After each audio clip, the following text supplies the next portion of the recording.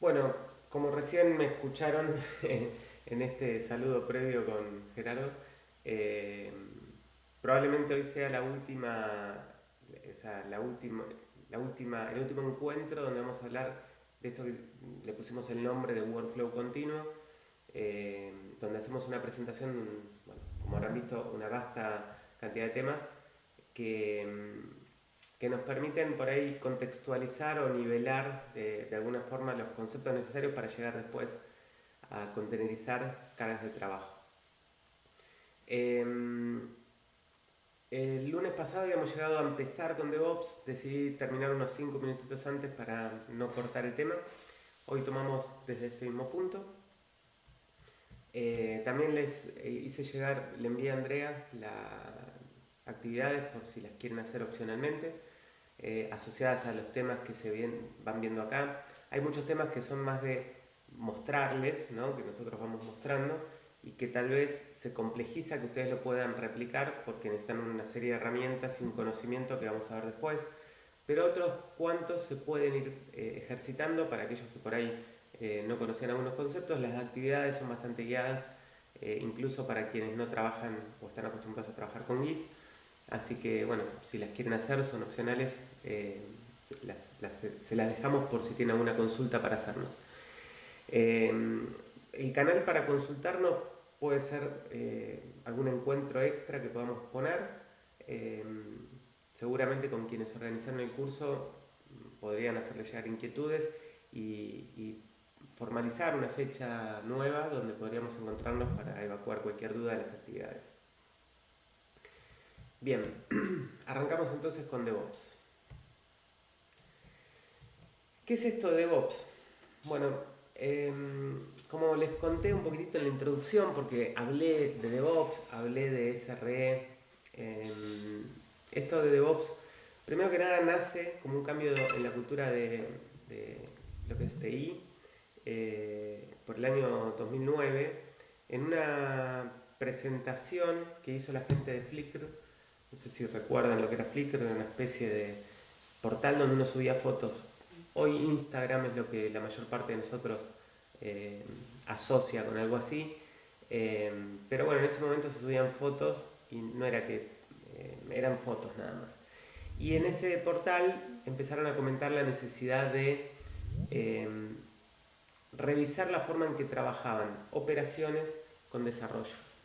Entonces, fue muy interesante esa charla, está todavía para ver en YouTube, es una charla de una VelocityConf, donde lo presentan como, digamos, una forma de encarar un problema que tiene esta empresa y que fue muy bien recibido porque justamente es algo que se da en todo contexto, como un cambio eh, muy difícil de abordar sin establecer algún tipo de comunicación un poco más ágil entre las áreas. Y justamente lo que viene a pregonar, sí, alguien quiere hablar, o se le No, levantó la no, mano. ya sale. Bien. Eh, entonces, un poco lo que se propone es que desarrollo de operaciones, como tienen el mismo objetivo, tienen que empezar a cooperar para trabajar de una forma más conjunta. Trae las metodologías ágiles a lo que es operaciones, es decir, a la parte más de infraestructura. Se establecen una serie de buenas prácticas a seguir y la intención es la de contar con procesos que sean predecibles y consistentes. Los objetivos de lo que es DevOps es la resiliencia de sistemas y servicios, es decir, que los sistemas puedan recuperarse ante problemas.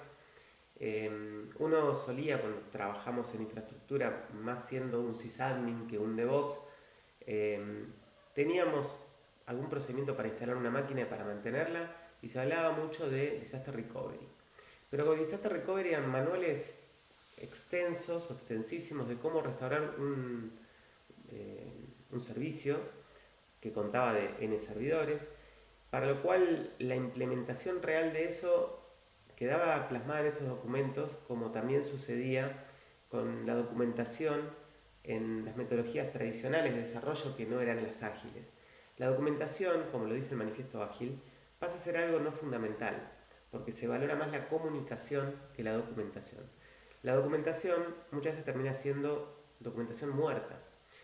Hay organismos que, por ejemplo, ante un episodio de seguridad, en vez de, o sea, por ahí se piden informes, ante una situación crítica donde uno tiene un problema, a veces se piden informes que está bien que se hagan, pero en momentos críticos donde uno tiene que salir digamos, a remarla para levantar una situación crítica, por ahí la parte de documentación termina entorpeciendo el trabajo. Entonces hay que balancear un poco lo que es el trabajo real, de lo que es la documentación posterior, que debería ser un resumen de lo que sucedió, pero no un detalle de cómo se lleva a cabo, porque no va a servir para un futuro escenario.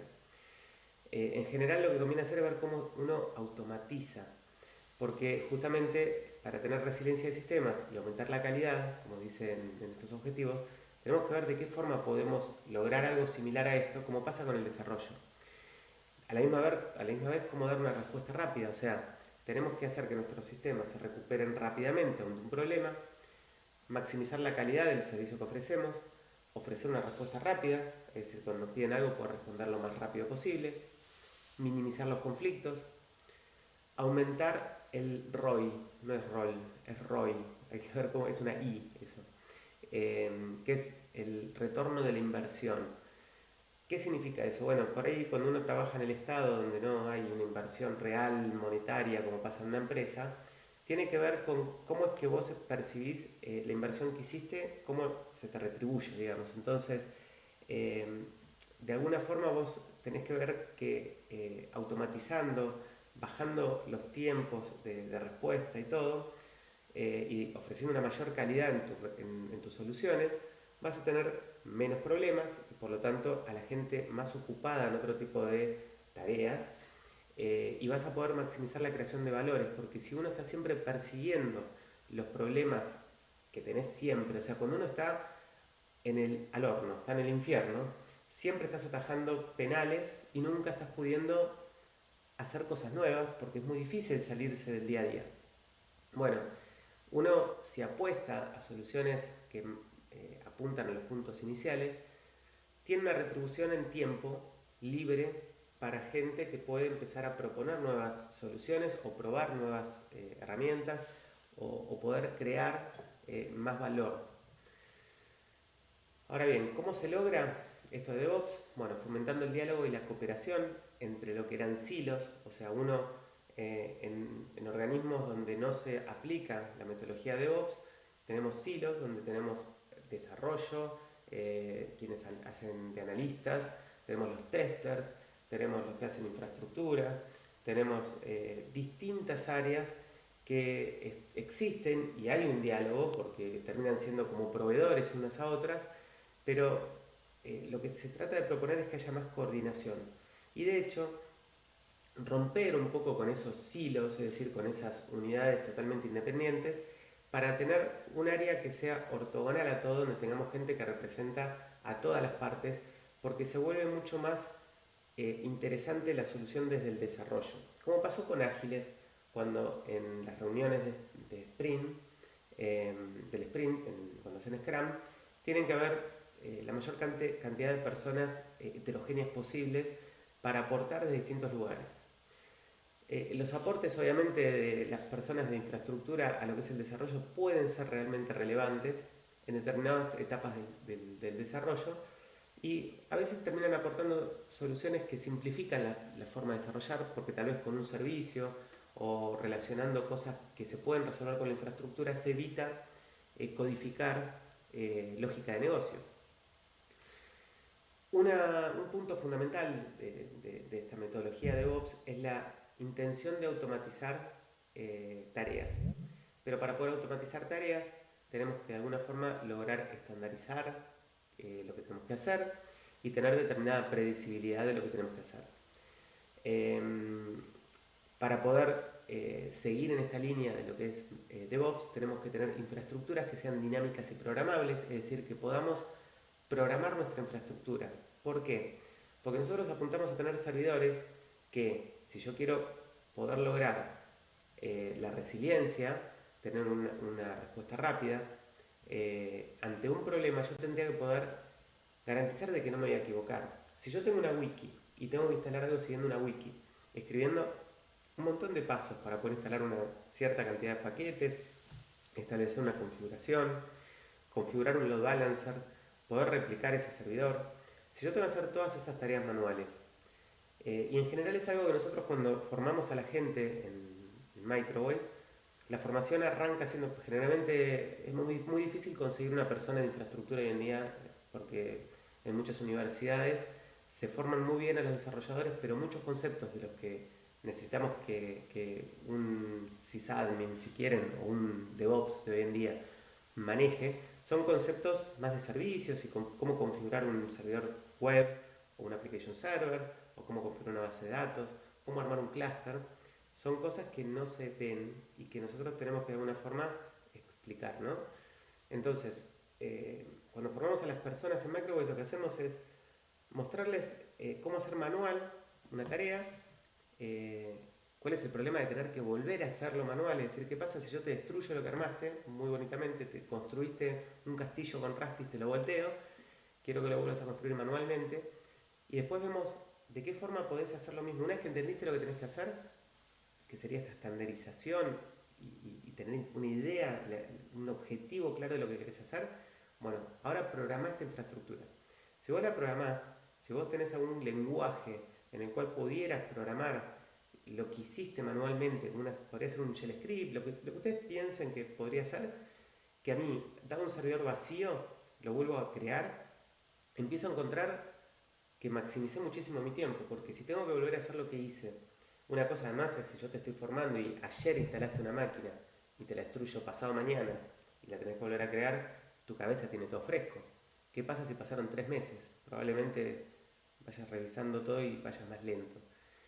Pero si vos lo tenés automatizado, probablemente ejecutes el mismo script que sabés que ya funciona y tenés el servidor levantado en pocos minutos.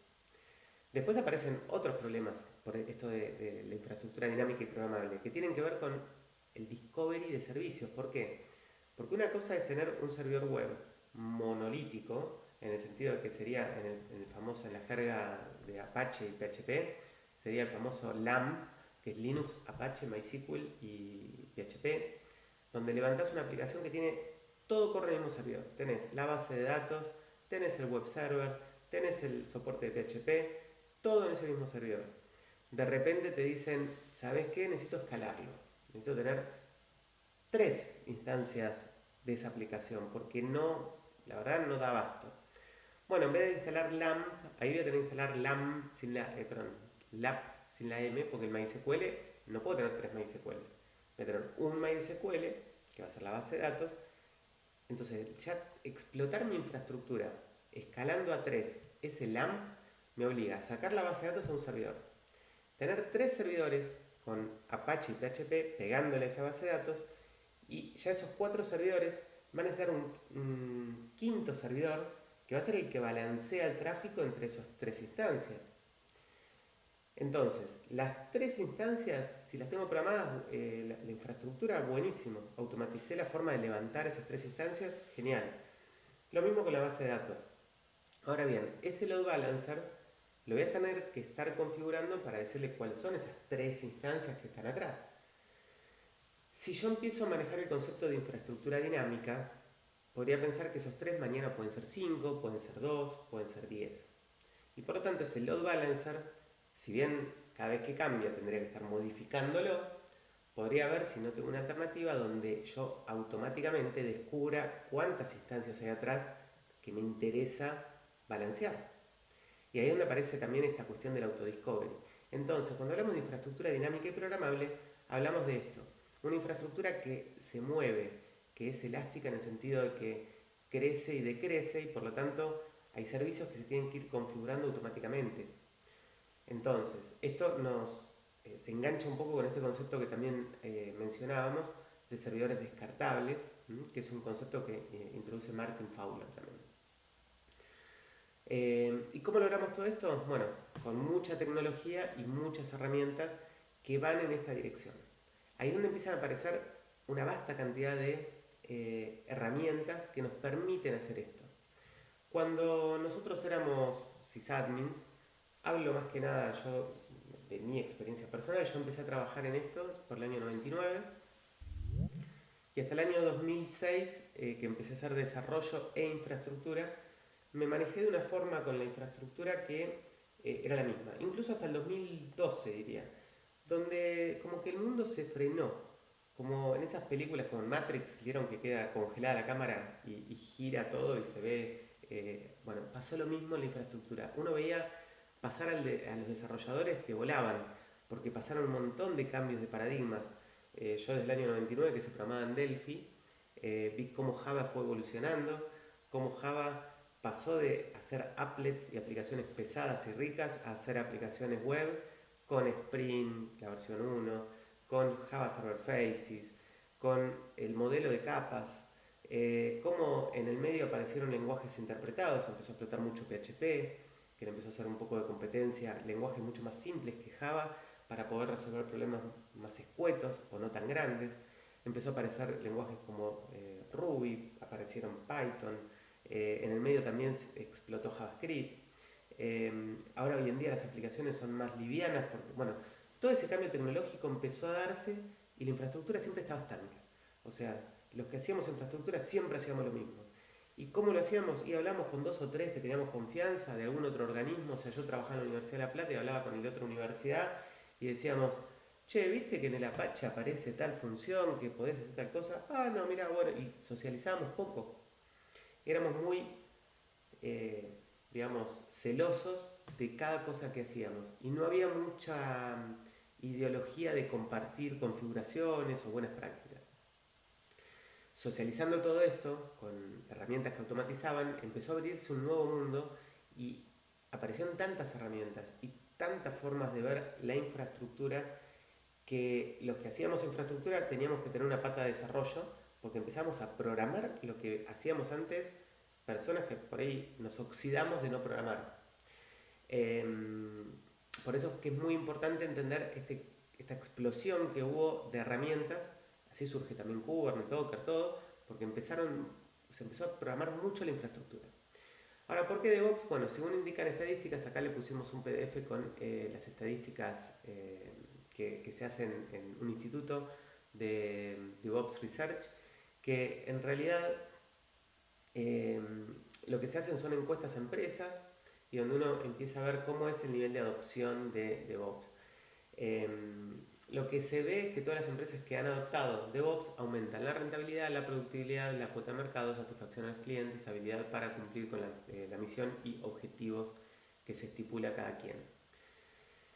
Cuando hablamos de automatización, que es un poco lo que les decía, DevOps define una serie de principios que deben cumplirse y uno de ellos es este de automatizar y puede tomar 2 formas. La automatización la separamos en estos 2 puntos principales porque entendemos que uno está más del lado de Ops y otro está más del lado de Dev. Así todo esto lo pueden hacer tanto Dev como Ops, cualquiera de las dos, pero entendemos que el primer punto, que es automatizar el despliegue, la configuración de lo que sería la infraestructura subyacente, es lo que se suele hacer con infraestructura como código.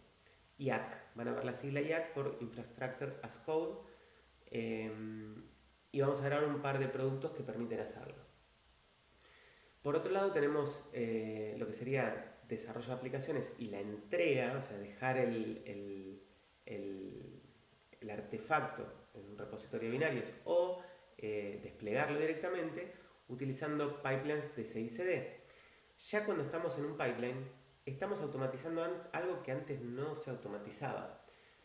Yo es el día de hoy que vemos en algunos clientes que se utiliza el IDE, o sea, el ambiente donde desarrolla un desarrollador determinado, que es el que aprieta el botón que compila y ese artefacto lo envían después por correo. Si esa PC cambia una librería, si esa PC se destruye, por ahí no hay un registro de cómo hacer eso. Y esas son las cosas que hay que empezar a identificar y a evitar. No queremos que ningún sistema, cuando hablo de sistema no entiendan por aplicación ni nada, sino por cualquier sistema como sistema en sí, sea dependiente de una persona. No queremos que esto lo hace solamente Pirulo, porque Pirulo es el único que sabe cómo hacerlo. No, la idea es que aparezcan procesos automatizados que yo los pueda disparar y que lo pueda disparar cualquiera y que lo pueda mantener cualquiera, que medianamente siguiendo el código uno puede interpretar lo que está pasando.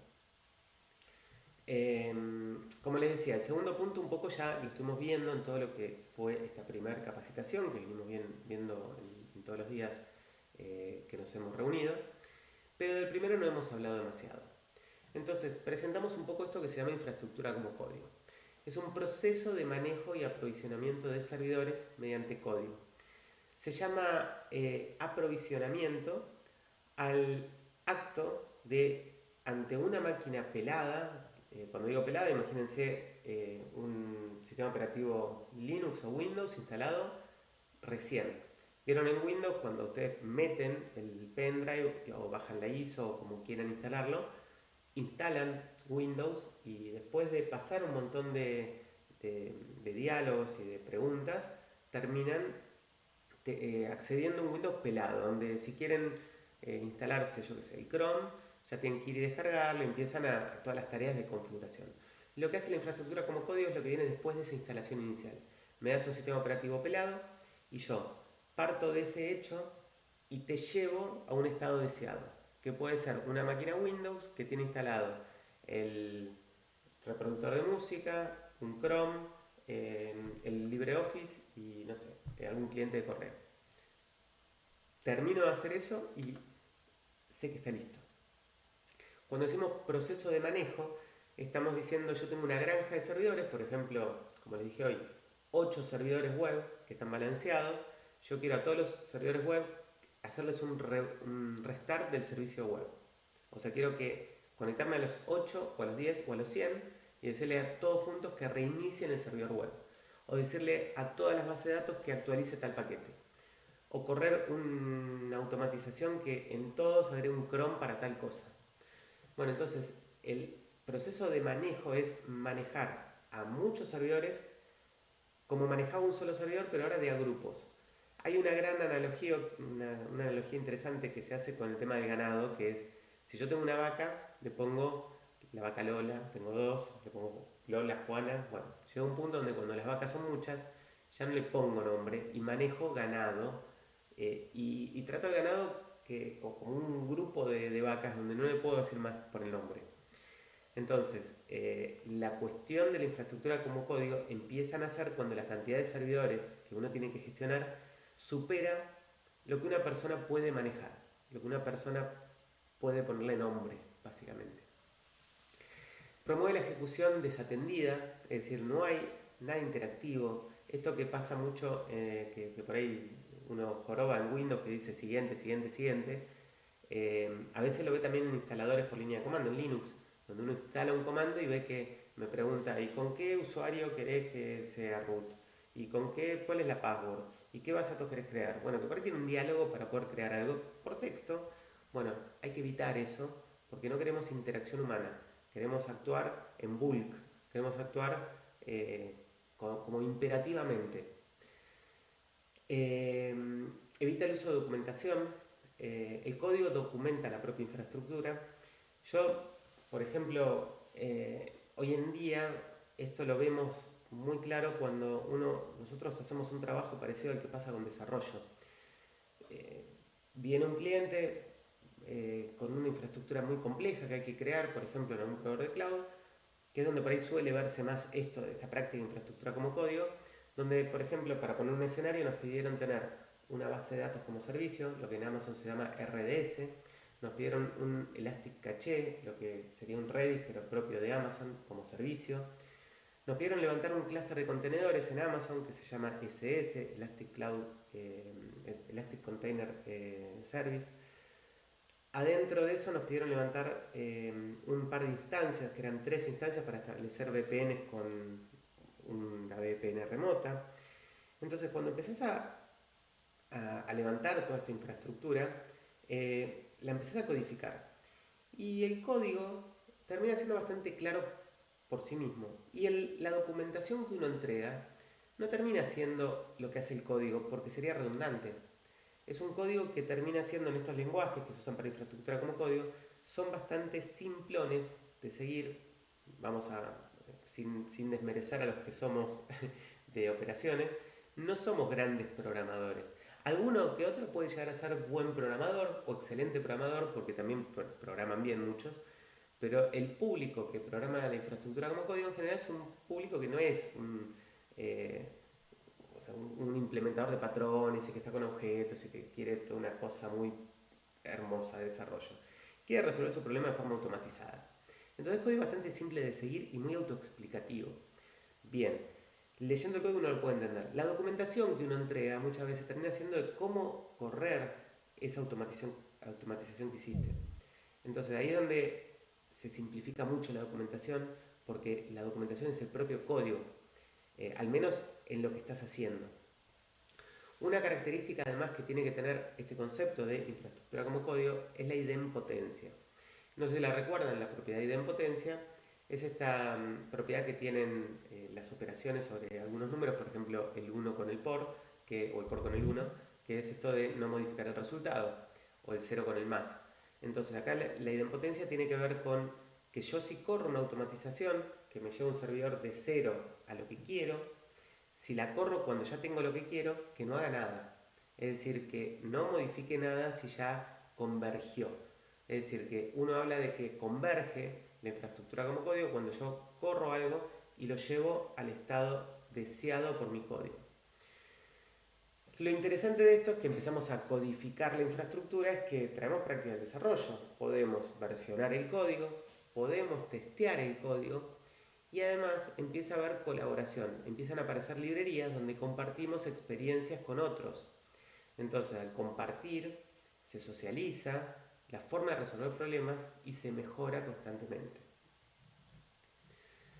Bueno, beneficios de automatizar: se reducen costos. ¿Por qué se reducen costos? Bueno, estos son los costos que cuestan ver.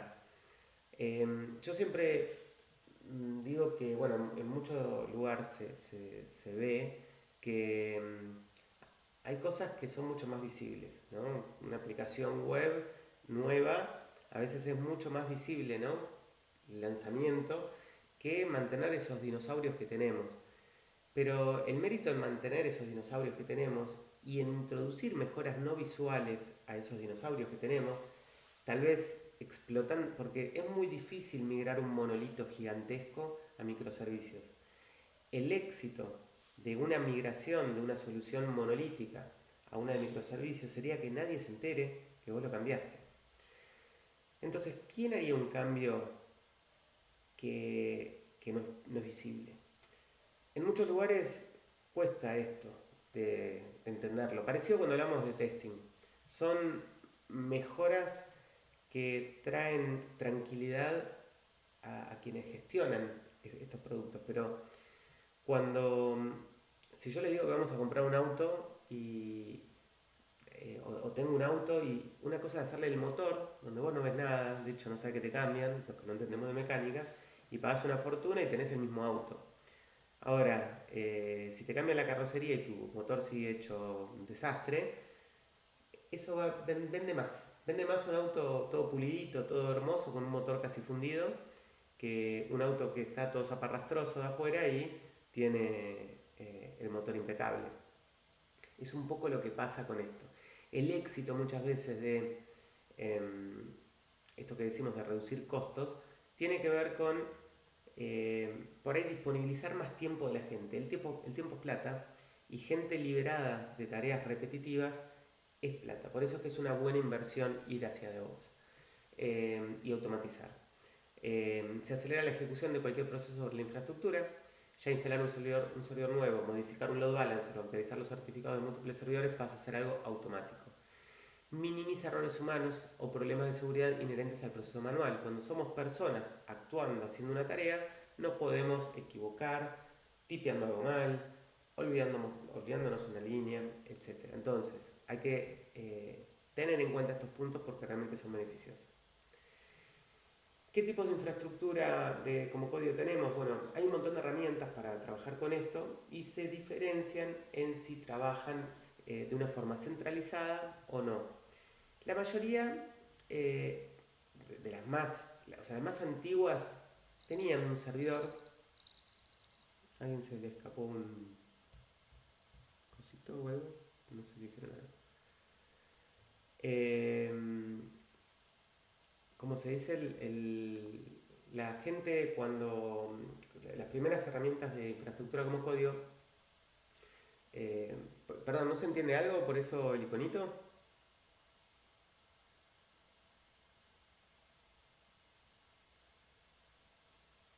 Lo digo porque creo que Horacio Barrientos mandó, no sé si se le escapó o quería decir. Ah, bien. Bien, entonces, como les decía, la infraestructura como código, cuando recién surge, tenía principalmente un modelo cliente-servidor. O sea, vos tenías las máquinas que vos tenías que configurar y un servidor centralizado al cual vos eh, lo podías, o sea, el servidor le mandaba directivas a los clientes o los clientes salían a buscar qué hacer al servidor. Entonces, una es push, donde justamente el servidor central es el que envía instrucciones a ejecutar a los nodos, mientras que pull es que cada nodo sale a pedirle al servidor qué es lo que tiene que hacer. Eran dos formas de trabajo. Lo cierto es que aparecieron nuevos productos donde eso cambió un poco. Los productos más viejos son estos tres que están arriba, son Puppet, Chef, SaltStack, y los tres tienen este esquema cliente-servidor. En Ansible, Ansible vino como a romper un poco los esquemas bien. ¿Por qué? Porque Ansible se conecta por SSH, pide muy pocos requerimientos, está desarrollado casi todo, o sea, todo está en Python. Entonces, el que desarrolla sobre Ansible, desarrolla en IML. O sea, vos escribís IMLs y el código de Ansible está hecho en Python. Entonces, salvo que quieras extender algo, tenés que usar Python. Si no, lo único que tenés que saber es un IML. Para los tres de arriba tenías que saber programar. En Puppet y Chef tenías que saber programar en Ruby y para SaltStack en Python. Ahora bien, estos tres que están acá, más Ansible, generalmente son productos para aprovisionar máquinas, es decir, para hacer lo que les expliqué que hay que hacer. Terraform surge como una alternativa nueva, interactuando, más que haciendo lo que uno tiene que hacer adentro de una PC, lo que hace Terraform es hablando con un proveedor de nube o con un hipervisor para pedirle hardware o pedirle servicios. ¿Qué sería? Ustedes trabajan con OpenStack. En OpenStack vos te puedes conectar a la interfaz gráfica del OpenStack, creo que se llama Horizon, no me acuerdo el nombre bien, y uno cuando entra, lo que termina haciendo es, desde el menú, elegir dentro de la parte de cómputo que uno quiere crear una nueva instancia y le especifica el tamaño de la instancia, cuánta memoria le querés dar, cuánto disco.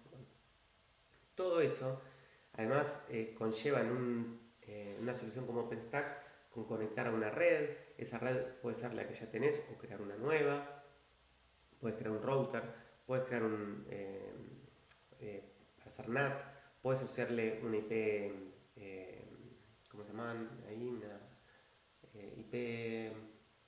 En Amazon se llaman elásticas y en OpenStack tienen, no me sale el nombre. Le puede ser una IP fija, digamos, de un pool. Y todo eso que hace de la interfaz gráfica es lo que viene a reemplazar Terraform. Es decir, no es que configure una máquina. Lo que estoy configurando es hablar con el que me da las máquinas para pedirle mi conjunto de máquinas para que después venga otro producto tipo Ansible y lo configure.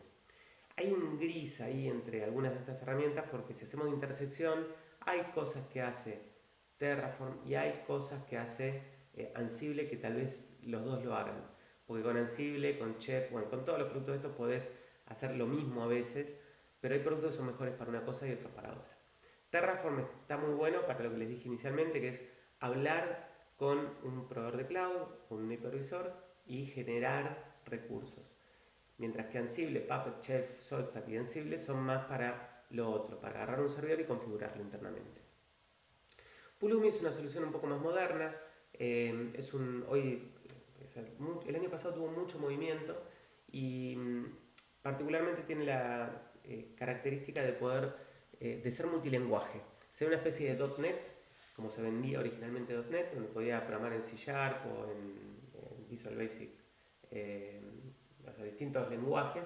Acá lo mismo, puedes programar en varios lenguajes y lo vuelve un poco más versátil y más orientado a un lenguaje de programación como los tres primeros que Ansible y Terraform, que son más una DSL. Bueno, también hay más herramientas porque a diferencia de las anteriores hay otras que permiten hacer despliegues nada más, y estas son Capistrano DPL, que se usan solamente para hacer un despliegue, distinto a configurar un servidor completo.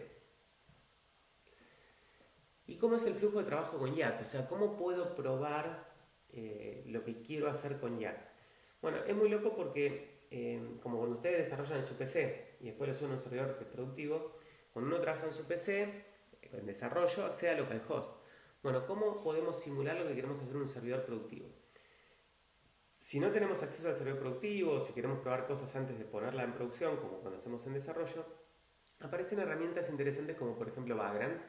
Vagrant es una herramienta que me permite trabajar con VirtualBox o con otros backends en un ciclo de vida bastante cómodo para crear la máquina, destruirla y siempre estar laburando de una forma muy cómoda y rápida para poder crear máquinas al vuelo. No sé si alguno de ustedes ha trabajado con VirtualBox alguna vez. Sí, Bien, y si han trabajado con VirtualBox, sabrán que tienen que hacer, por ejemplo, si yo acá,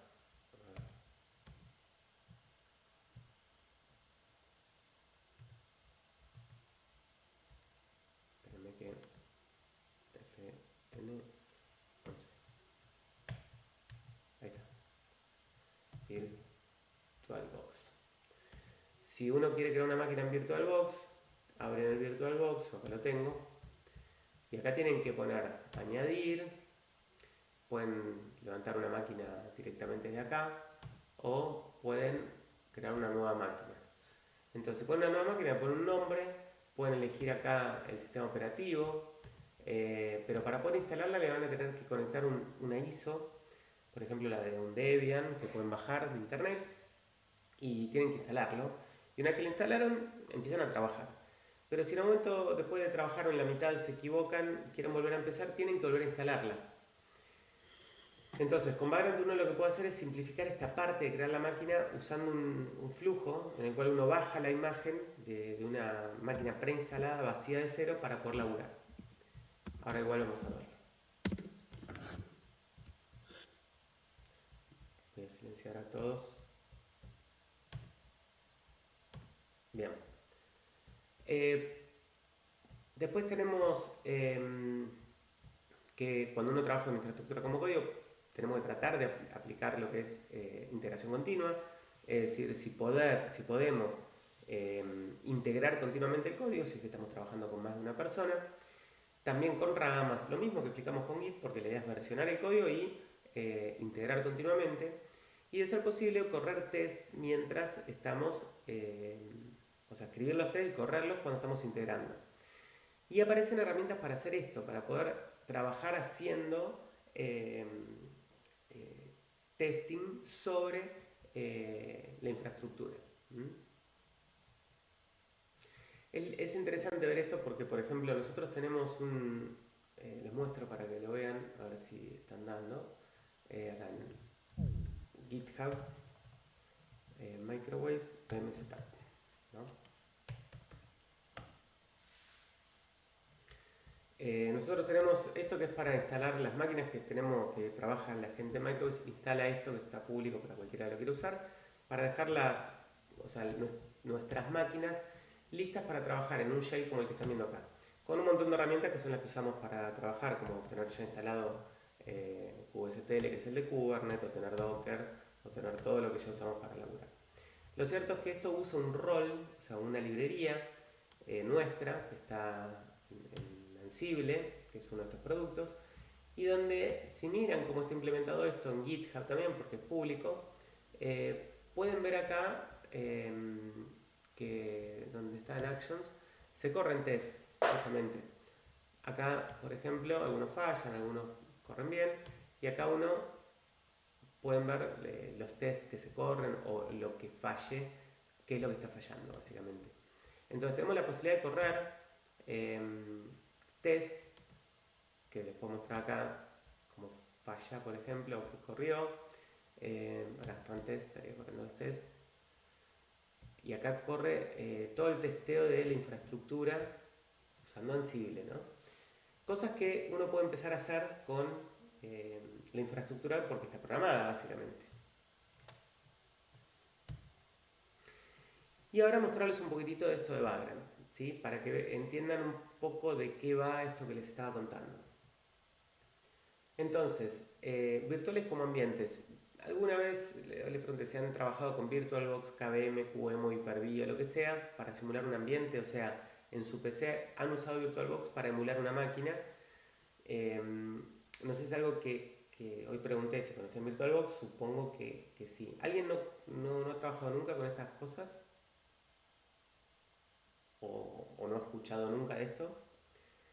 Porque nosotros incluso en la facultad, cuando damos clases, en muchas materias es muy fácil darle a un alumno un ambiente ya armado con estas herramientas porque les permiten, les simplifican replicar un ambiente básicamente. Estimo que sí, ¿no? No sé si, o no, sí, para aclararlo un poquitito, no sé si alguna elaboraron con estos productos. Yo con VirtualBox en la facultad, no en un trabajo. Genial. Bien, entonces más o menos saben de qué se trata. Esto de levantar, porque esto de VirtualBox es lo que se usa en, digamos, en Linux, en Windows, en todos los sistemas operativos funciona, pero KVM, por ejemplo, funciona solamente, igual que QEMU, funciona solamente en Linux, mientras que Hyper-V funciona solamente en Windows. Entonces, como que el único que es multiplataforma, digamos que es VirtualBox. Entonces es por ahí lo más común para hacer estas pruebas. Entonces virtualizar una máquina simplifica algunas tareas porque cuando uno empieza a laburar con máquinas virtuales, de hecho a los que trabajamos como sysadmins nos ha resuelto muchos problemas ¿cómo se llama? La virtualización, porque era muy fácil instalar una máquina porque me bajaba una ISO y la probaba y rápidamente podía tenerla, eliminarla también porque es borrarla como un archivo de mi file system y reinstalarla. Tiene el proceso de instalación que es medio tedioso, pero se puede. Y por último, tenemos snapshots. ¿Y qué son snapshots? Bueno, la posibilidad de sacar una foto de una máquina. ¿Qué significa eso? Y bueno, tenemos que actualizar tal cosa. Bueno, antes de actualizar saco un snapshot. Y es una buena práctica la de los snapshots, porque me permite poder volver atrás algo que no sé si va a funcionar bien.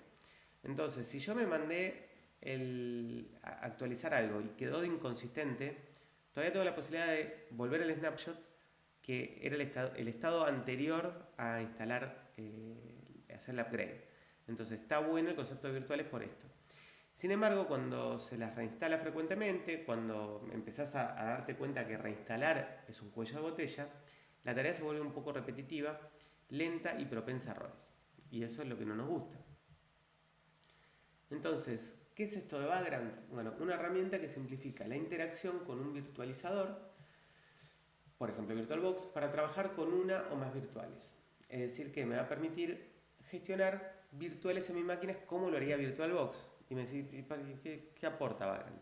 El tema es que establece un flujo de trabajo donde se destacan las siguientes acciones sobre las máquinas virtuales. Vamos a poder crear, correr máquinas, conectarnos, aprovisionarlas, y acá esa palabra es la misma que se usa en infraestructura como código, y lo último es destruir las máquinas.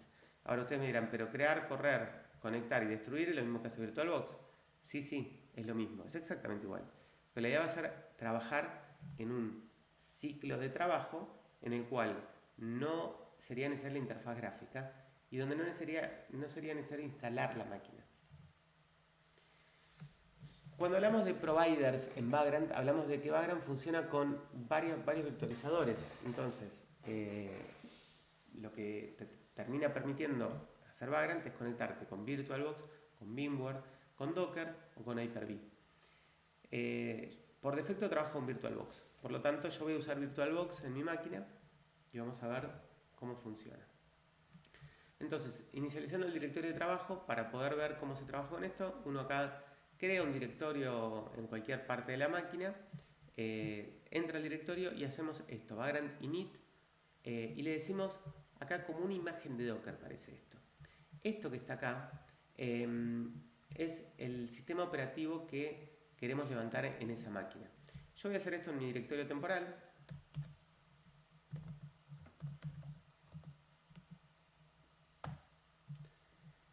Y fíjense que me dijo lo siguiente, la salida de ese comando es que creó un background file en este directorio.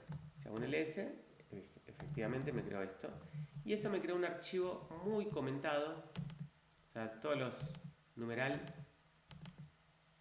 significan comentarios, que explican todo lo que se puede hacer. Pero si yo saco esos comentarios,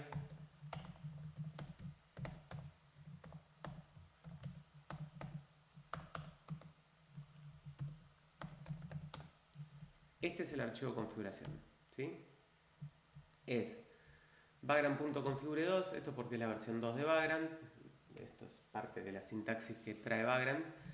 Y acá tengo una variable config, esto es lenguaje Ruby, así que acá pueden programar en Logic, o sea, usando Ruby pueden programar.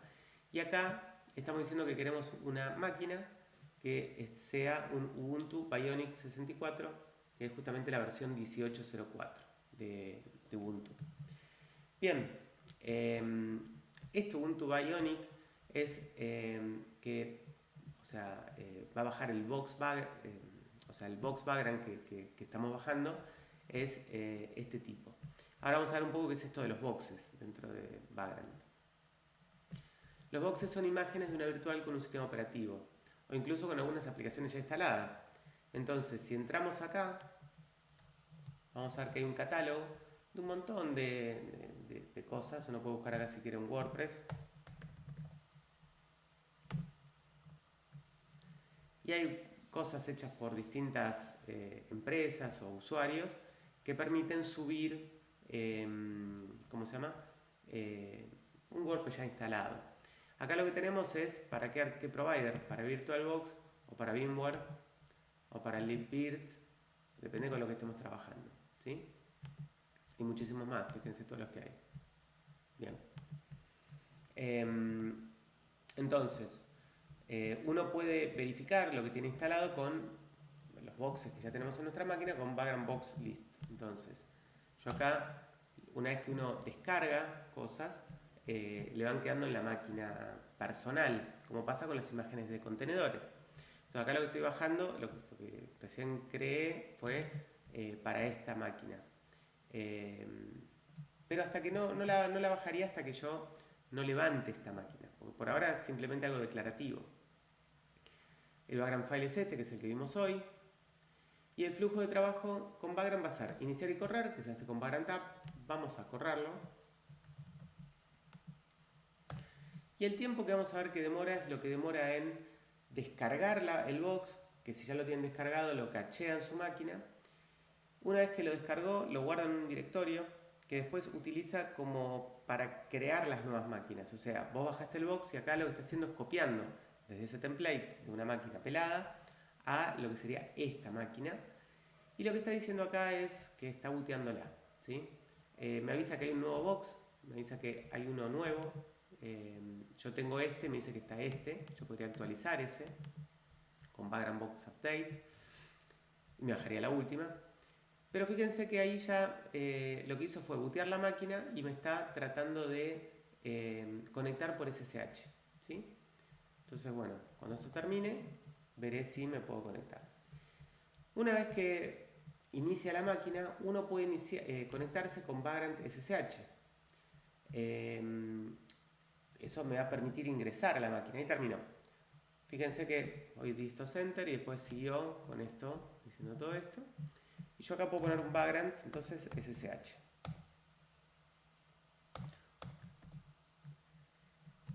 Bien. Entonces acá entré, lo hago de vuelta para que se vea bien porque estaba muy abajo de la pantalla. Lo amplío un poquitito. ¿Está? Cuando entras, te conectas a la virtual y puedo hacer lo que sea. Yo acá me puedo fijar qué versión tengo. Tengo la 18.04. Fíjense que en mi máquina tengo otro sistema operativo que es OS, la 22.04, nada que ver con la de acá arriba. Bien. Ahora, si yo en esta máquina hago esto, lo que estoy haciendo es borrando todo el barra-bin, es decir, que el comando ls no lo tendría más. Este ls no lo tendría más. Entonces, un rm-fr de barra-bin, una locura hacer algo así,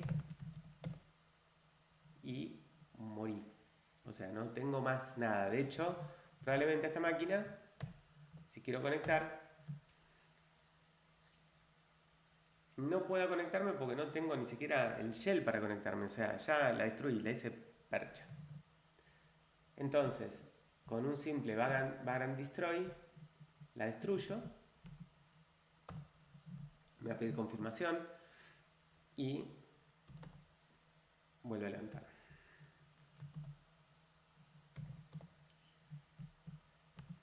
Si la vuelvo a levantar, con vagrant up,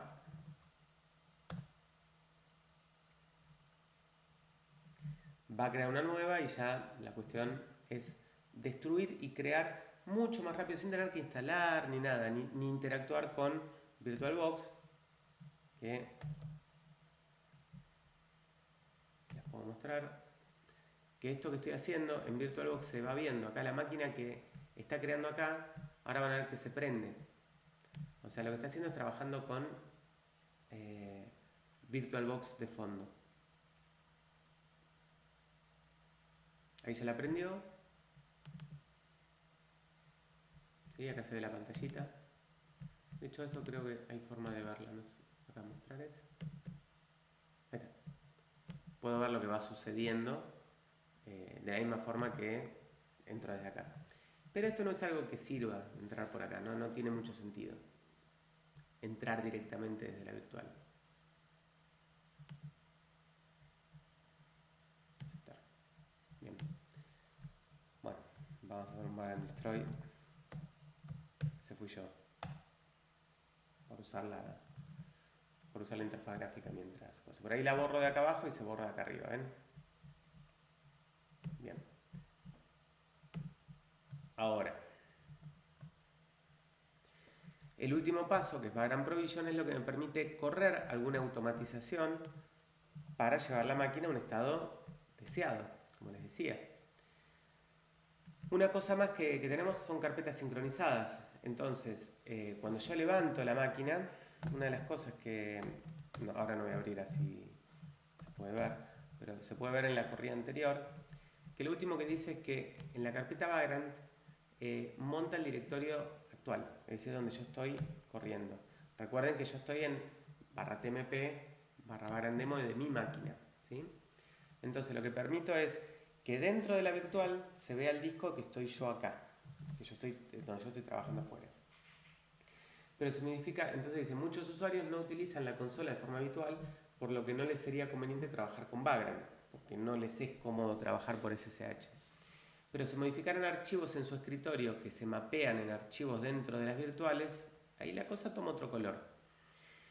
¿En qué sentido? Y que uno podría tener, por ejemplo, una aplicación que están desarrollando en un determinado lenguaje sin instalar nada en su máquina, porque todo estaría instalado en la máquina virtual, sabiendo que lo que ven en un navegador es lo que está ejecutándose en la virtual, pero lo que están editando con su editor, ¿sí? Lo editan en su máquina porque está compartido el directorio. Entonces, ahora vamos a ver, cuando boote la máquina, que si yo entro entonces a esa máquina,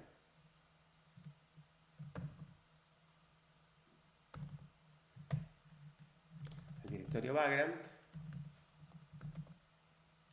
esto que estamos viendo acá, si creo que un directorio prueba, yo acá abajo voy a mostrarles acá. Yo acá veo el directorio este, no tiene nada. Si yo creo acá el directorio prueba, aparece acá también, ¿sí? Y si yo entro de prueba, creo un echo hola mundo.txt. En la máquina esta, según el ls en prueba, no hay nada, pero si acá pongo esto es visible. Entonces ahí lo que estoy mostrando es que uno puede trabajar desde la máquina local mía modificando archivos que están dentro de la virtual, y de esa forma podríamos tener un ambiente de desarrollo homologado, ponele, y yo usar mi editor de mi PC sin tener que instalar nada en mi PC. Así fue como durante mucho tiempo se trabajaba antes de la existencia de Docker. Aprovisionar una virtual significa llevarla desde su origen, es decir, desde el box, a un estado deseado. Para poder convertir un box sin paquetes en una virtual con nuestras necesidades implica correr una serie de comandos. O sea, si yo tengo un box, como les comentaba, vacío, pelado, sin un Apache, y quiero llevarla a una máquina que tenga un Apache, tendría que escribir un script que me permita hacerlo. Correr los comandos cada vez que se inicia Vagrant impone los siguientes problemas: correrlos de forma desatendida y escribir scripts idempotentes, ¿no? Porque esos scripts tienen que, si ya está instalado uno, no debería instalarse. Acá me dicen, si destruyo la virtual, la carpeta sincronizada sigue en tu máquina como la dejaste. Claro, sí, fíjate que yo acá, sí, acá hago un Vagrant destroy, esta máquina se va a morir, pero yo estoy adentro del directorio que acá, en ls, todo esto quedó, ¿sí? Entonces le estaba diciendo que estos scripts tienen que ser idempotentes, como les comentaba. ¿Qué formas de aprovisionamiento soporta Vagrant? Bueno, escribir scripts idempotentes es complejo. O sea, ¿qué es un script idempotente? Imagínense que lo tienen que hacer en Shell, en Bash. Hacerlo en Bash sería instalar Apache, por ejemplo. Si el Apache ya está instalado, bueno, no es un problema. Pero si estoy queriendo crear una base de datos, por ejemplo, y tendría que considerar que instalo la base de datos primero, que no sería un problema porque ya la instalación de un paquete que ya existe no falla, pero crear una base de datos tendría que preguntar si no existe antes de crearla. Ya un if. Y se empieza a llenar de if mi código. If tal cosa, then tal cosa. If tal cosa, then tal cosa. Entonces, termina siendo muy tedioso hacer scripts idempotentes. Y ahí es donde aparecen estos productos que hablábamos hoy, como Ansible, Chef, bueno, todos estos productos que Ansible soporta, fueron creados para ser idempotentes en sí. Entonces es muy cómodo utilizarlos. Entonces, ¿cómo hacemos el provision? Bueno, como ya mencionamos anteriormente, Vagrant provee una forma simple de aprovisionamiento, para ello utiliza Vagrant Provisioners, y los provisioners soportados son File, copia archivos o directorios de la máquina local a la virtual; Shell, ejecuta un script que uno lo pasa ahí inline; o soporte para los siguientes productos: Ansible, CFEngine, Chef, Docker, Podman, Puppet, SaltStack, como les mencionaba antes. Acá tenemos un ejemplo de un caso del Shell. Fíjense que acá lo que hicimos fue, en el mismo box que teníamos hoy, le voy a configurar acá un detalle. Y ustedes dirán, pero ¿cómo sé eso? Bueno, voy a ir a la documentación para que lo vean. La misma documentación que te deja cuando haces el init, sin ir a ningún lado.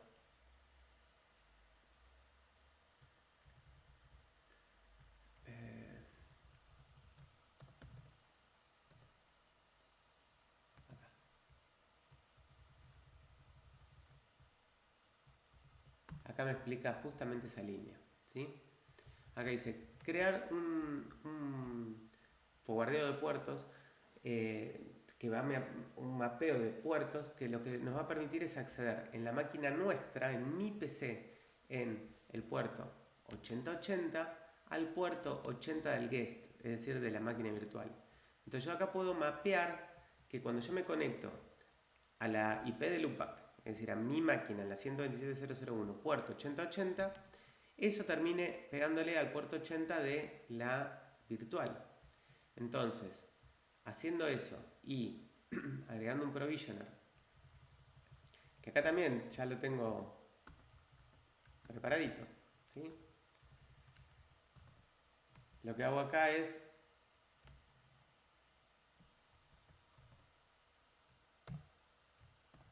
algo así.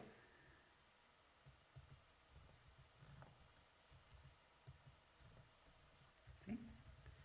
La parte idempotente que tenemos que hacer es esta que está acá. ¿Qué significa eso en Shell? ¿Saben un poquitito de Shell Script? ¿Qué significa eso?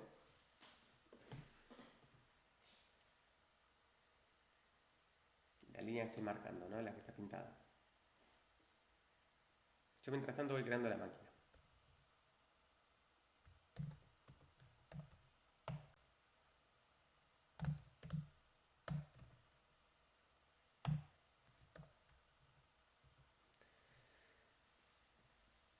Pregunta si existe la carpeta antes de crearla. En realidad no, porque no estoy creando una carpeta.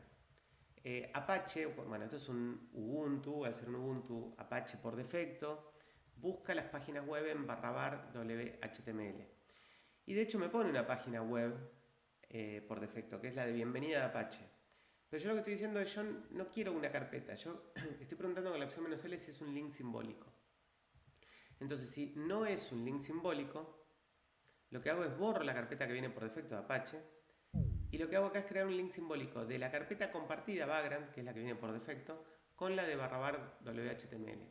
O sea que lo que estamos haciendo es creando un link simbólico de donde estaría buscando las páginas Apache a lo que sería la página /Vagrant. ¿Se entiende? Esto pregunta si quieren saber qué significa esto, uno puede hacer acá un -test. Y acá tenemos el "-l", está aplicado acá. El archivo existe y es un link simbólico. ¿Sí? Bien. Fíjense a la derecha que ya es una salida distinta, porque ahí está ejecutando el provisioner. Es decir, está haciendo el update y está instalando Apache. Después de hacer esto, ¿no? Pero fíjense, yo hoy voy a subir un poquitito en la historia, ¿no? Cuando terminó, running inline script, provisioner shell, y ahí va. Ahí está instalando Apache. Cuando termine de instalar Apache, debería ser esto. Lo que pasa es que yo ya si accedo a localhost, al puerto 8080, veo la página. Esto es mentira. Ahí está. Todavía no levantó el Apache. Ahí está. Esta es la página default de Apache. Pero cuando termine de hacer esto, va a hacer esto. O sea que esta página que se ve ahora no está más y veo el link simbólico que armé. ¿Ven? O sea que lo que armé fue, en 3 líneas básicas, una máquina virtual que levantó, instaló un Apache y ya está sirviendo un contenido distinto al cuestionado. Y podemos hacer cosas más interesantes, porque lo que podríamos hacer acá es algo como, por ejemplo, si yo entro a gitlab.com /microwaves public microwavenet,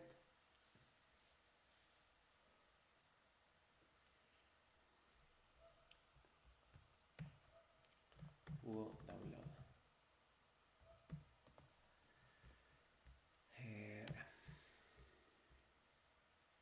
Vamos a ver si anda esto,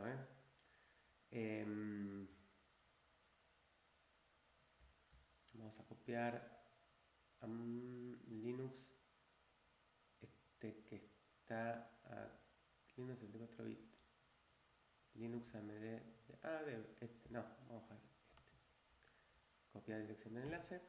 Fíjense, primero lo vamos a probar en esta virtual. Vamos a entrar con Vagrant SSH y ver un poquitito cómo es que se podría llegar a hacer algo más interesante acá. Sudo su. Bueno, una cosa que uno puede hacer es esto. apt install o wget, más fácil. Wget, esto.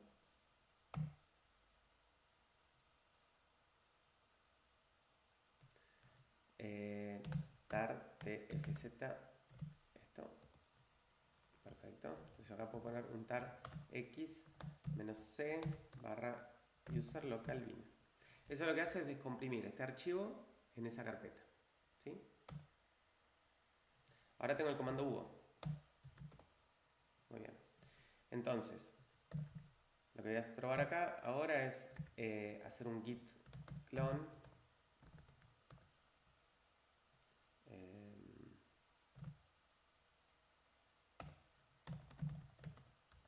de esto que tengo acá.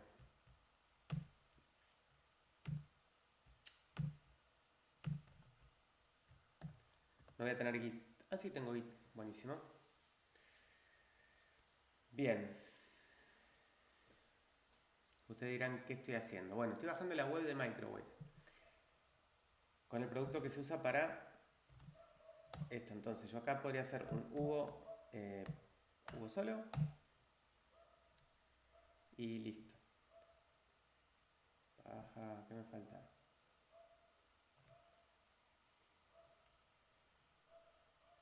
Ah, ya sé que me falta. Bajé el U equivocado.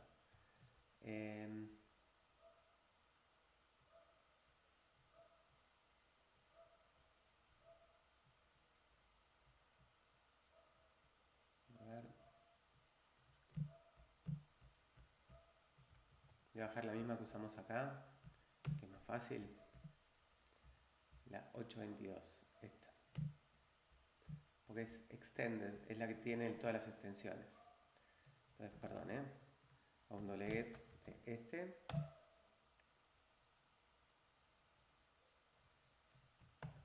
Y hago el mismo tar que hice hoy.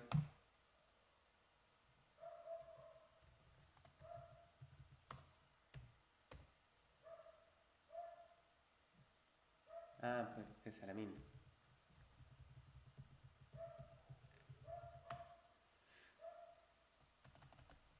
Ahí está. Ahí va. Ahora sí. Si entro al OPT Microwaves, acá sí, si corro Hugo,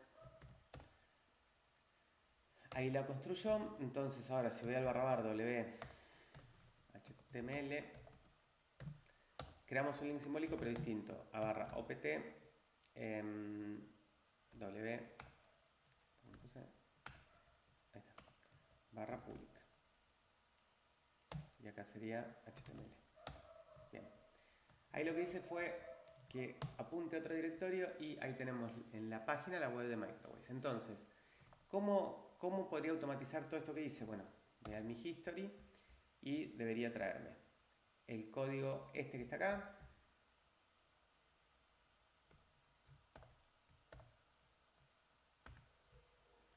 Y acá debería ser esto así. Vamos a preguntar si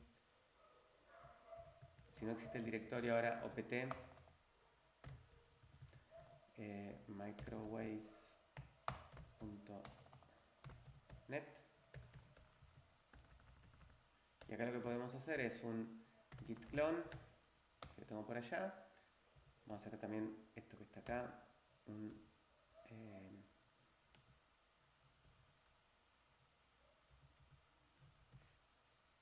cd barra tmp, bajamos el archivo, lo descomprimimos,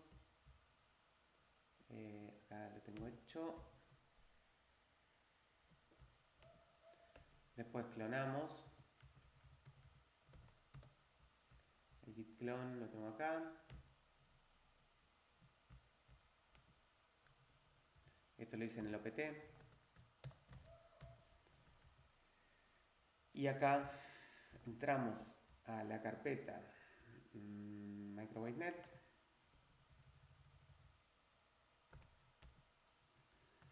y acá corremos Hugo, y finalmente lo que tenemos que hacer es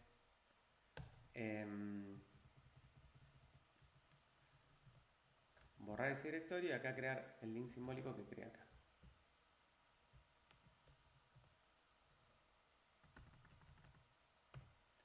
Bueno, vamos a probar si realmente funciona, mientras tanto seguimos hablando. Bueno, fue una improvisación eso. Hacemos un background destroy, por lo tanto esto no va a funcionar más, en breve.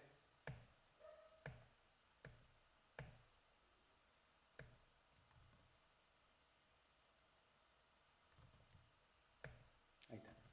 Y ponemos un background up. Bien. Vamos a dejarlo, puede ser que falle, dijo Tusam, así que lo dejamos que ande mientras seguimos.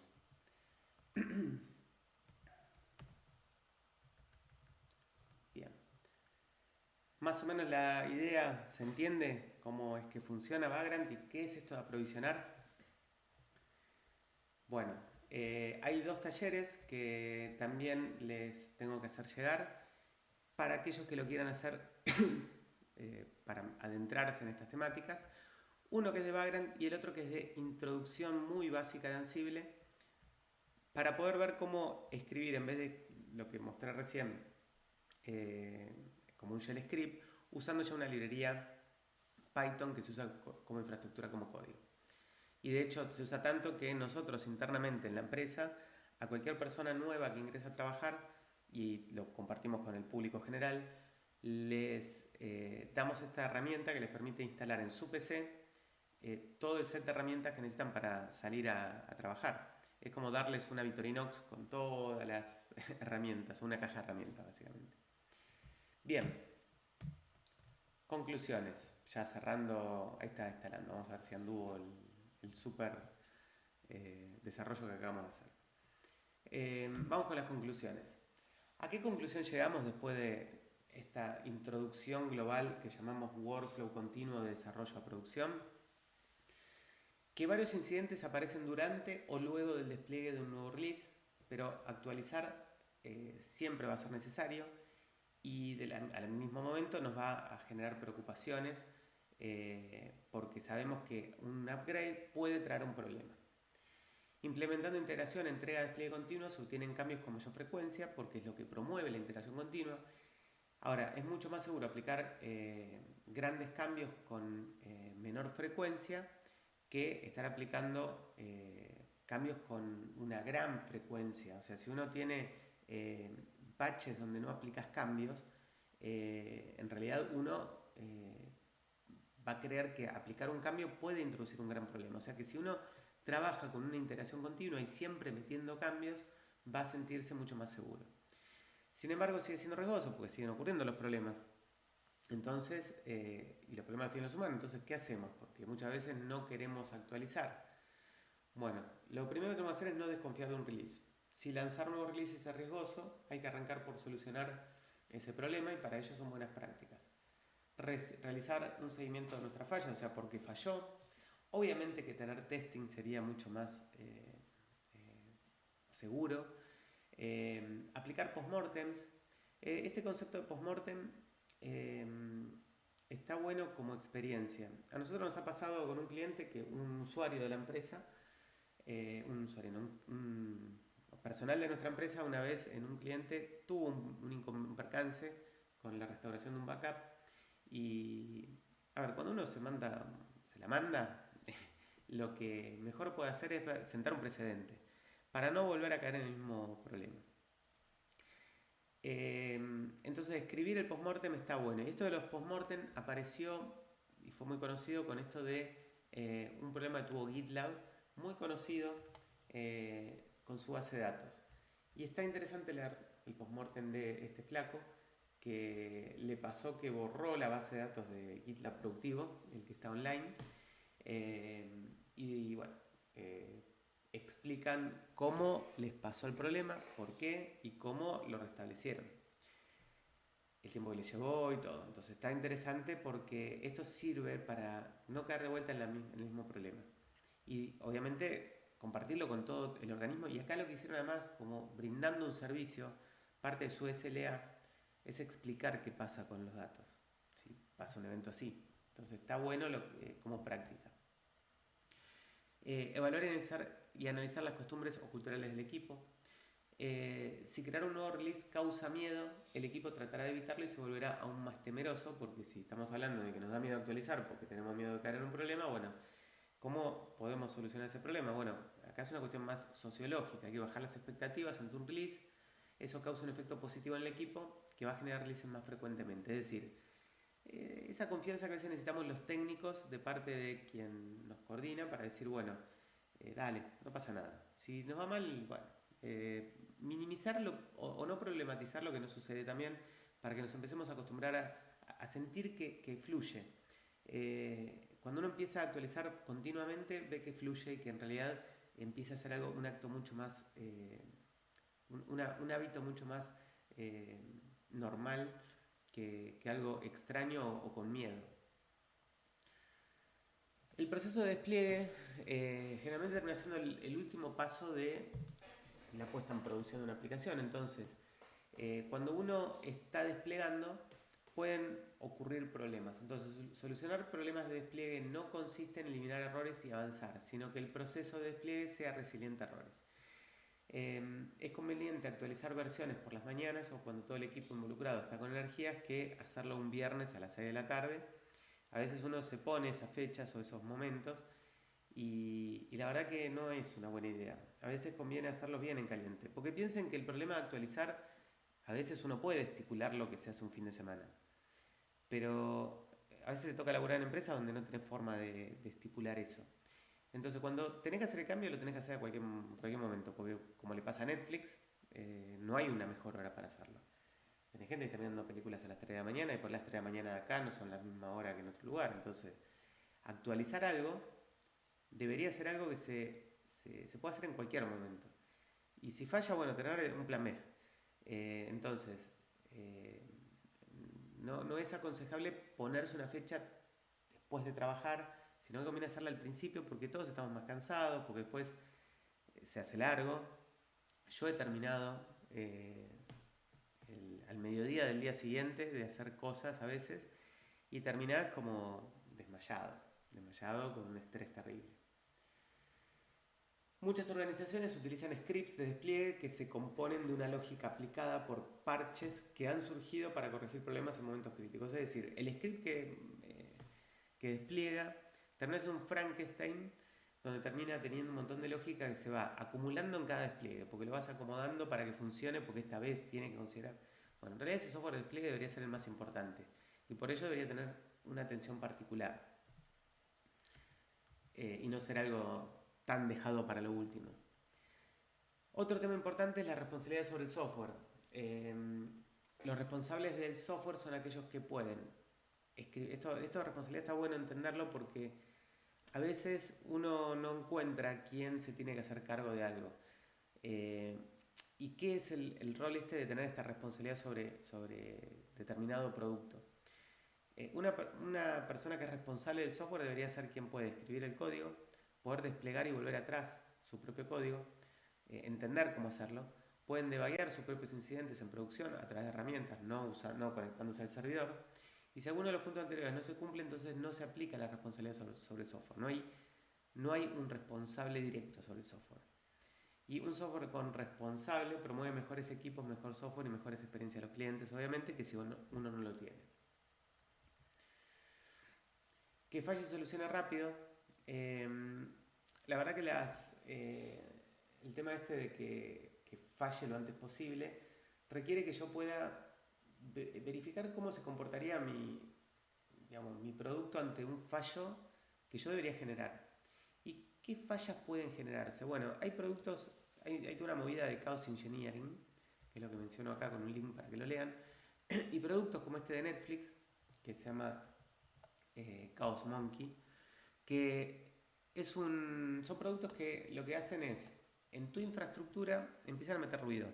Por ejemplo, mientras está funcionando Netflix, este producto de Netflix lo que está haciendo es generando problemas. Pero ¿cómo lo hacen? Y bueno, lo que hacen es, el producto este pone como un timer que lo prende en el momento que genera un problema aleatorio de un conjunto de problemas, por ejemplo, apagar una máquina, bajar una base de datos, mientras están funcionando en producción y en sus ambientes productivos lo hacen, se autopegan tiros en el pie para ver cuánto tardan en sanar y se miden. Dicen que uno de los bajones que tuvo WhatsApp, que fue WhatsApp, Telegram y creo que Facebook, no me acuerdo, hace un año creo que fue, o dos, fue por una de estas herramientas. Y bueno, no funcionó como esperaban, básicamente. Pero que hacen este tipo de cosas, bueno, ya para estar en estos niveles, Netflix es la primera empresa que se fue a la nube. Es pionero para los que hacemos DevOps, sysadmin, SRE, lo que sea, siempre son un modelo a seguir. Y tiene un montón de información recontra importante por sus experiencias, básicamente. Compararse con ellos obviamente no tiene sentido, porque no llega a ser así. Y son empresas que ya hacen este tipo de cosas porque están verificando y buscando la calidad total, máxima, suprema. Entonces, las fallas no siempre impactan a los usuarios directamente, entonces podemos ir previéndolas con observabilidad. Se aprende de ellas para detectar nuevas y recuperarse ante su aparición. Practicar la observabilidad, o sea, lo que es la observabilidad, o sea, si uno tiene observabilidad puede conducir al desarrollo porque podríamos ir detectando antes de que nos exploten en la cara problemas. Por ejemplo, tales endpoints están tardando mucho, tenemos que ver cómo bajamos los tiempos porque esto no va a escalar. Entonces, nos vamos adelantando a los problemas antes de que nos lo diga el cliente. Teniendo observabilidad es más fácil verlo. Y para implementar esto de observabilidad, tenemos que usar productos que nos permitan tener métricas, tracing, ahí pongo de vuelta OpenTelemetry, un buen manejo de logs y si puede ser aplicar feature flags, que es esto de, si voy a sacar un nuevo feature, podría poder levantar la misma aplicación, o sea, la versión nueva, con ese feature deshabilitado o habilitado. Si yo tengo estos feature flags como palancas en mi sistema, que yo puedo habilitar una funcionalidad o bajarla por demanda de quien quiere probar algo, podría estar mirando con la observabilidad cómo cambia mi sistema cuando yo habilito la nueva funcionalidad. Por ejemplo, quiero ver qué pasa si utilizo esta función, este método que lo desarrollé de una forma más eficiente. Bueno, si yo pudiera dejar los dos métodos y pudiera cambiarle la estrategia en caliente, eso es un feature flag. Que yo pueda entrar a una opción de configuración desde algún panel de control y cambiársela para que la aplicación empiece a comportarse de esa forma, haría que yo pueda medir si es mejor una que otra. Entonces, esto de los feature flags también está piola a nivel desarrollo porque es una cuestión de desarrollo. ¿Sí? Bueno, con esto terminamos esta parte. Aparentemente esto terminó bien. Vamos a ver si la página web terminó funcionando. Y sí. Acá lo que tenemos es el sitio de Microwaves. Vemos que funciona. Implementado en la máquina virtual, que lo único que tiene es un Apache y descargó Hugo para poder generar este sitio estático. ¿Sí? Bueno, la idea es seguir ahora con la siguiente etapa. Todo esto es un montón de conceptos, más que nada acercarles un montón de conceptos y palabras que terminan siendo las que vamos a tener que usar como base o pilar para después empezar con contenedores. El curso que pensamos seguir es el que habla de containers.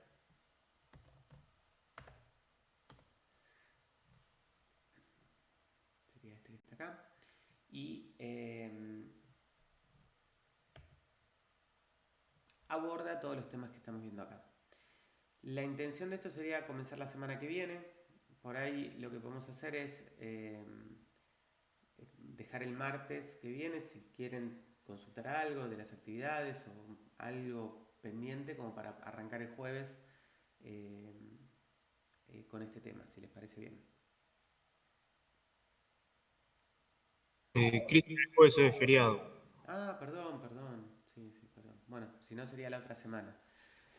Digo para no hacerlo, dejar como un hueco de una semanita para que ustedes también asienten un poco todo lo que se vio y ya arrancar directamente, entonces sería el otro lunes directamente.